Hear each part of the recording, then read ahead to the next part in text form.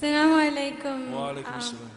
I've heard this lecture of yours before, and you seem always to hit the nail on the head over and over again, Okay. subhanallah. Alhamdulillah. But I wish I could make everybody who ever asked me what marketable degree I was studying for hear this lecture. Because subhanallah, us Muslim women, we're educated, we're intelligent, we're capable, but we're looked at in just the opposite way for not being career women. Yes. And a lot of the sisters here have those questions. I mean, there's so many sisters in line behind me. I was hoping that I would be able to represent all of them in my question. Yes. Basically, in today's world, we're given so many reasons to believe that we should be career women.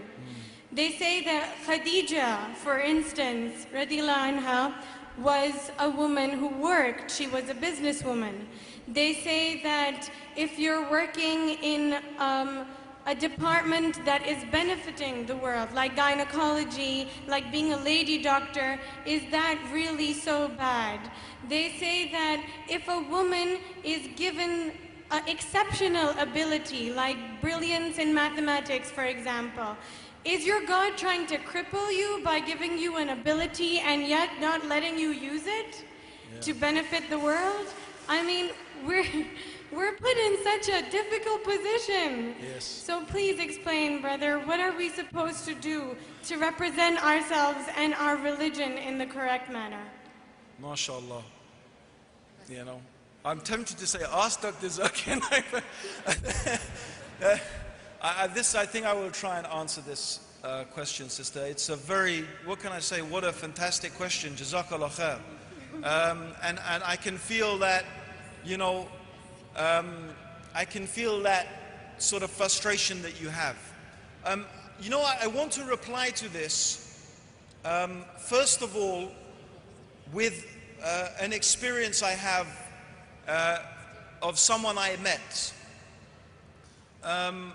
This is a sister I met who is a doctor in UK, and she came to me asking me to please help her find a husband. She said to me, this is what she said to me. She said, I see so many sisters, and this is really a problem in England.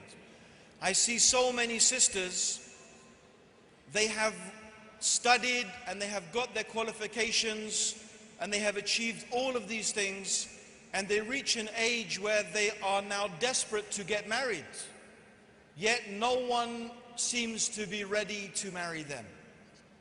And she said, I don't want to end up like the doctor, the non-Muslim doctor in my department, who is very qualified. She's a highly qualified gynecologist, specialist in her field, well respected, yet, and she said, I don't mean this to be rude to her, but she is a miserable, you know, woman. She has, you know, you can see she's so frustrated.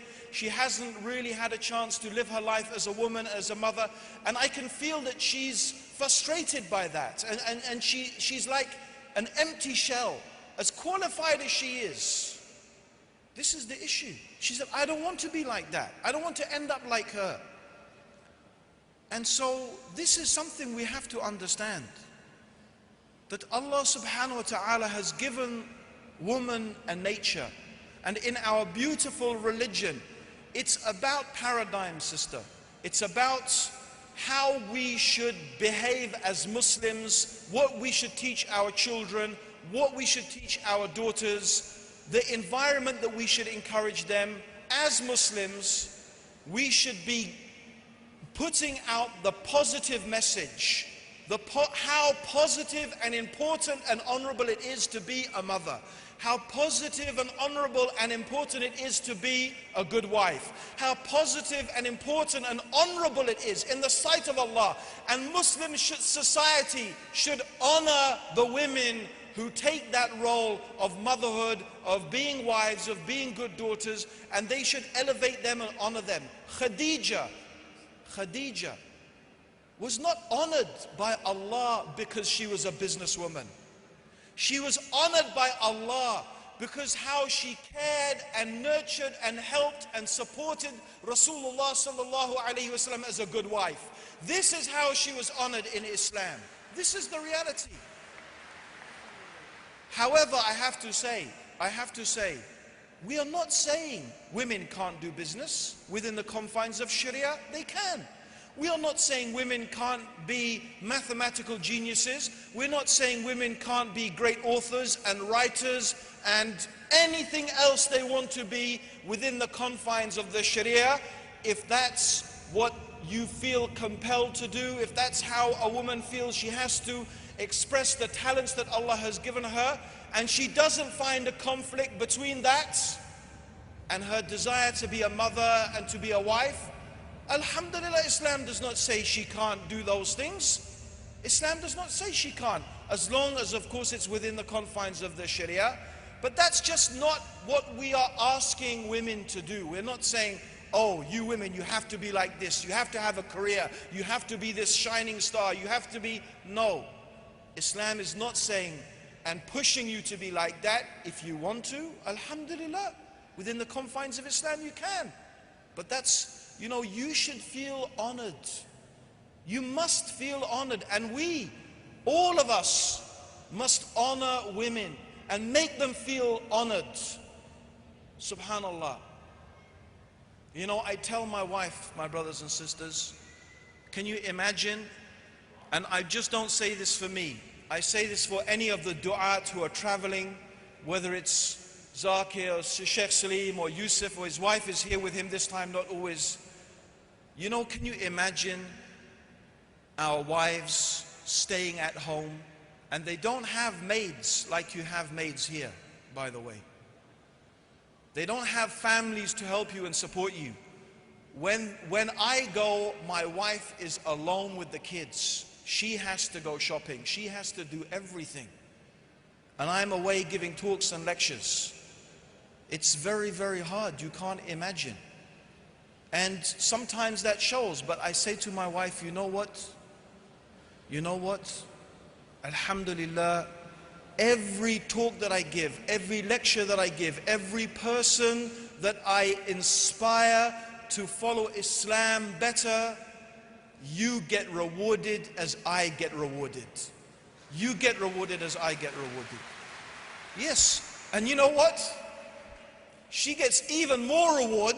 She gets my reward, but she also gets rewarded for bringing up the children and caring for them while I'm away. She's getting even more reward than I'm getting, subhanallah.